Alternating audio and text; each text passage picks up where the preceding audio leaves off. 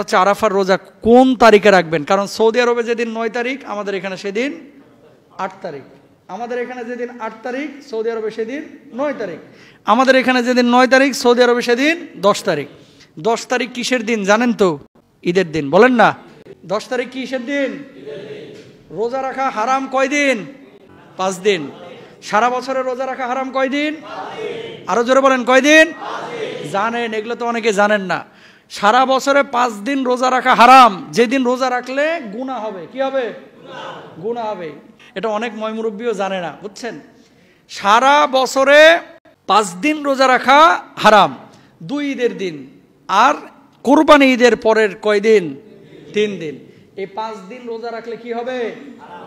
হারাম, গুনাহ হবে। সুতরাং এই 5 দিন রোজা রাখা যাবে না। এখন আপনি 9 তারিখ রোজা রাখবেন নাকি 8 তারিখ রোজা রাখবেন, এটা নিয়ে বাংলাদেশে কিন্তু প্রচণ্ড রকমের মতবিরোধ এবং ধাক্কাধাক্কি আছে। কারণ সৌদি আরবের সাথে মিল রাখলে আপনারা 10 তারিখ, মানে যেদিন এখানে 9 তারিখ সেদিন আপনারা কি করতে হবে? ঈদের নামাজ পড়তে হবে, 10 তারিখ ধরতে হবে। আবার সৌদি আরবে যেদিন হজ হয় সেদিন এখানে 8 তারিখ, সৌদি আরবের পরের দিন কি হয়? আপনার চাঁদ দেখা যায় এখানে। সুতরাং আপনি সৌদি আরবের হিসাব করবেন না, করবেন কোন হিসাব? বাংলাদেশের হিসাব।